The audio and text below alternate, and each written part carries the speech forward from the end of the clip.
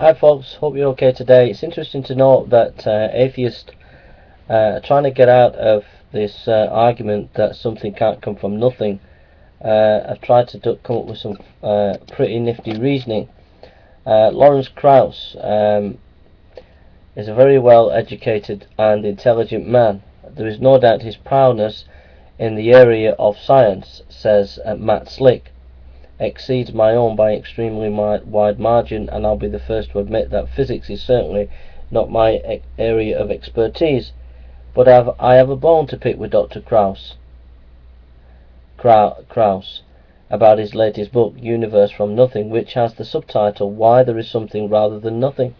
Those having taken an intro to philosophy class will recognize that Krauss' subtitled is a rendition of the most basic philosophical questions of existence, which is being attributed to truth seekers such as Leibniz, who asked, why do we have something rather than nothing at all?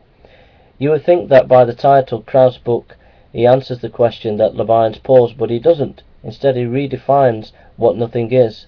Nothing to Dr. Krauss would be empty space or the quantum vacuum.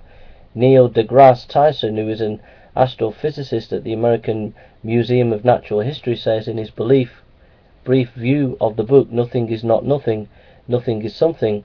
That's how a cosmos can be spawned from the void, a profound idea conveyed in a universe from nothing that unsettles some yet enlightens others. Meanwhile, it's just another day on the job for physicists like Lawrence Krauss. The dictionary definition is nothing, not anything, naught, to say nothing. Second, no part, share or trace, usually followed by of. The house showed nothing of its former magnificence. Third definition, something that is non-existent. Fourth, non-existent, nothing. The sound faded to nothing.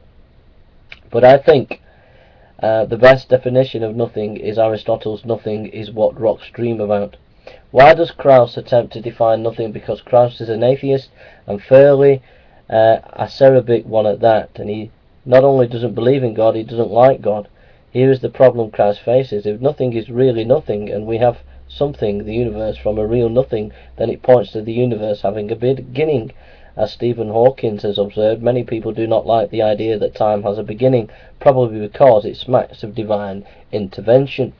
The problem is that empty space and or the quantum vacuum aren't nothing, they're something. So Krauss' book does absolutely nothing to answer Leibniz's question, and leaves his readers no better off than they were before, where the issue of the origin of the universe is concerned. All the scientific evidence points to the universe exploding out of true nothingness, but atheists like Krauss hate this truth, so they do their best to spin and redefine the facts to try and place their worldview. As Dr. Robert Jastrow says, theologians generally are delighted with the proof that the universe has a beginning, but astronomers are curiously upset. It turns out that the scientist behaves the way the rest of us do when our beliefs are in conflict with the evidence.